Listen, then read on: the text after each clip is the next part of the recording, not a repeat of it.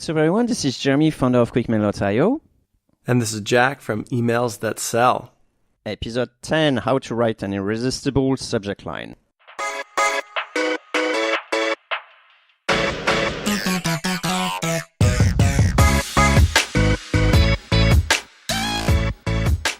Now, before we kick off this episode, I just want to let you know that we did our homework and we analyzed the last 50 million emails sent with QuickMail, and we found out some interesting results that helped us to learn the truth behind the perfect subject line. We were surprised at what we found, and we think you'll be as well. To check this, let's try a little quiz for you to see if you were just as surprised. So we have the stats on 3 different subject lines that were sent to over 1,000 people. So try and guess which one had the highest open rate. The first subject line, quick question. The second, appropriate person. And the third, introduction. Okay, ready for the answer? Yeah, shoot.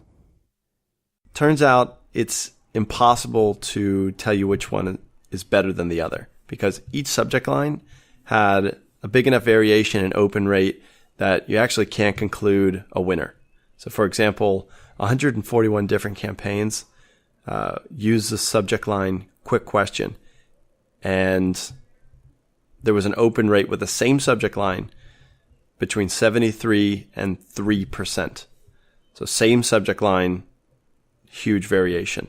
And the same goes for the other ones. So in fact, using just a dot as a subject line got a range of opens from 59% to 22%. How do you explain such big variations between open rates for the exact same subject line? 2 things. First and most important is deliverability. And the second has to do with the audience that they're reaching out to. So for example, an audience of restaurant owners might not check their emails frequently as tech founders might. A lot of people say that you have to use personalization in the subject line. Do you want to share what we found about the relationship between personalization and open rate? We wanted to find out if using, for example, the first name in a subject line could give you an edge or increase your open rates when compared to subject lines without personalization. So it turns out that adding a prospect's name in the subject line doesn't actually improve open rates at all.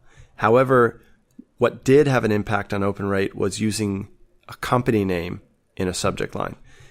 It increased opens by 10% just by adding a subject line when compared to a subject line without personalization.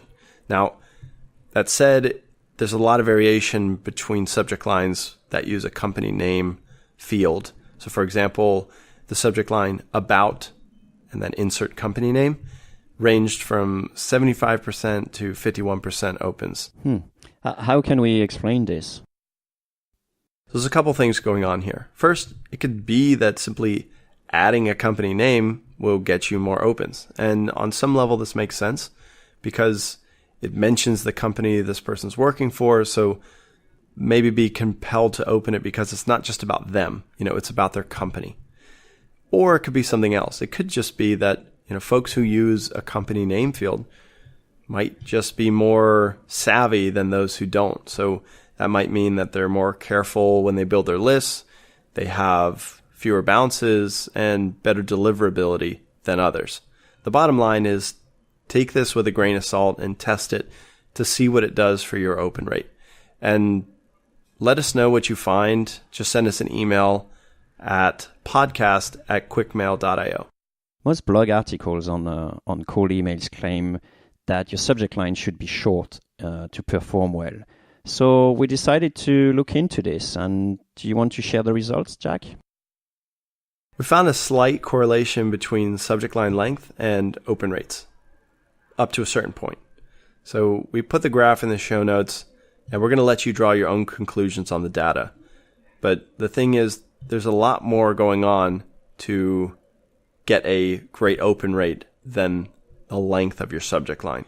For example, taking a look at the chart, you see that you can have a 20-character subject line, but that alone won't guarantee a good open rate. They vary. Conversely, you can have an 80-character subject line and have it perform better than shorter ones. Although, all that said, it does seem like there's a slight downward trend. about 7% as the subject line length increases. But we're not going to advise you to trim your subject lines if they're already performing well, because chances are that's not going to increase your open rate. In fact, it might make them perform worse. But again, test to find out. Hey, what about keywords? Did we find any word that would magically improve open rates? We looked at benefit-driven keywords like referral and idea. I thought these would be keywords that should be correlated with higher opens because they're pretty interesting to receive a message about a referral or ideas. We also looked at the spammy or selly keywords like free and buy.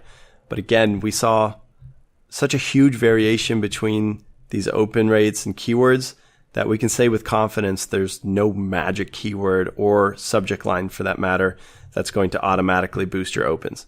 Like for example, buy had a 21% average open rate when it was included in a subject line.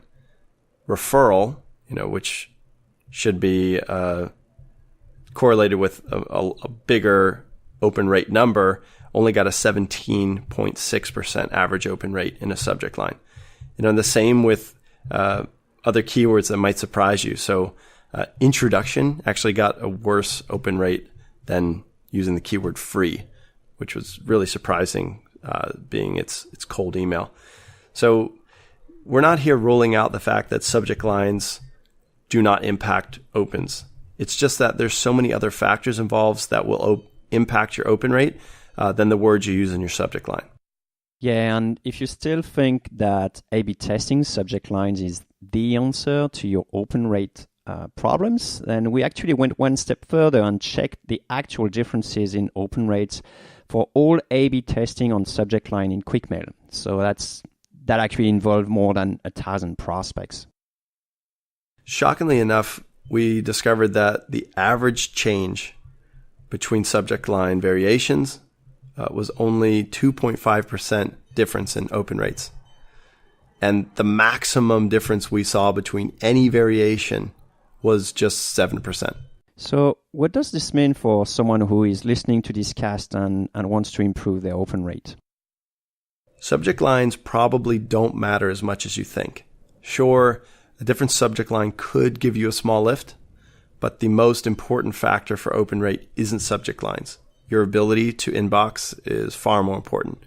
So the bottom line is, on average, testing your subject line will give you only a slight lift or maybe a slight decrease in your opens. So I get it. I should just use a dot as subject line and not care about it, right? So I know where you're coming from, and probably most people listening to the cast were probably searching for the way to write an irresistible subject line, and most folks are probably disappointed from all we've been saying. But at least now you could ignore all those posts that come out with new subject line tips. But most importantly, if you're trying to maximize opens, I hope by now you realize that the data is telling you that you might be playing the wrong game. Your goal is to get replies, not opens, and optimizing for opens could actually harm your results. So instead, think of the subject line as a contract between you and your reader. Your subject line tells them what to expect, and if you violate that, they're going to resent you for it.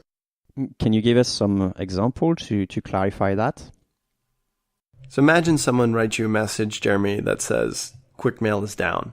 Now, that's technically irresistible, right? But it's not the game you want to play. It's about getting positive replies. But you can use this to your advantage. So writing a subject line that filters out your audience for you is a good idea, especially when you can't find out a particular data point about your audience before you reach out to them.